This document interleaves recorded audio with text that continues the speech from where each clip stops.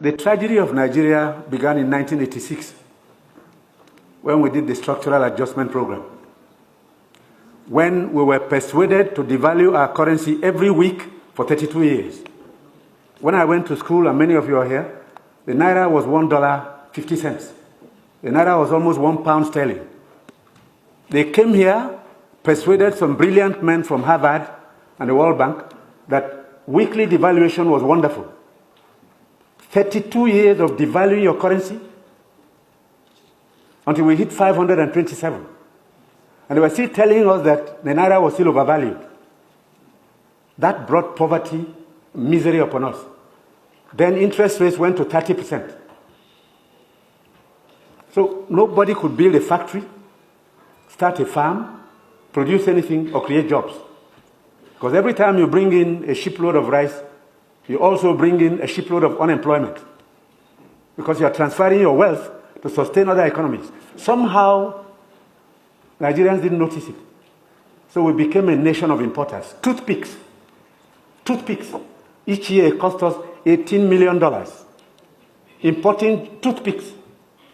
Tomato paste, $400 million. So you talked about tomatoes now. One basket in town now is less than 2,000 naira. The farmers are losing money because the processors don't have enough funds to set up factories. You are going to do tomato paste, it's food-grade stainless steel.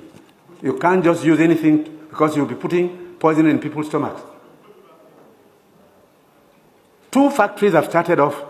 I believe by the middle of next year, we can comfortably tell importers of tomato paste to stop. But when you do, you make enemies. Even the rice we're trying to reduce. We have enemies, heavy enemies, people who can kill if they have a chance, because you're spoiling their business. And let nobody take it lightly. These guys have seized this country's economy, they've taken us hostage, and they have no intention of giving up. Because this is a huge market, a very sweet market, and they have taken control. This regime is unpopular in part because it is trying to cut down imports and transfer the wealth to our rural people. And I'm saying it because I have been in this business for 41 years and I can tell you some history. Abdullah Adamu is here. Import, milk, sugar, toothpicks, toothpaste, handkerchiefs, pencils, we don't make. To cure Nigerians of that malady will take a while. It will take a strong government. That's the truth. And they're not happy that we're cutting down. When we cut down, they lose money there. So you see all sorts of publications. We're telling lies. We're not growing rice. We're trying to demoralize the local farmers and make sure that the economy fails. That's the story of imports. Now, I read a story recently in the newspapers.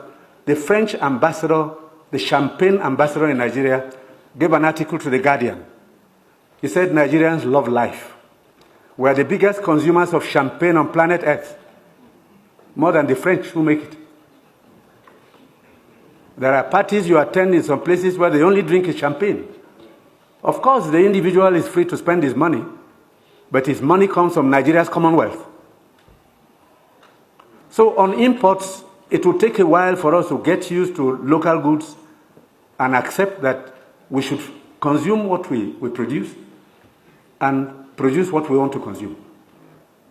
I take your point. We have to take stern measures to cut down on imports because these young boys and girls who have no jobs today are not going to allow us to carry on enjoying life at their expense. They need jobs. They need jobs. They are children. They've graduated, they've come back home to begin a second childhood because there's no factory to employ them. And the ministries can't take any more. But somebody is making sure you fail when you want to produce at home.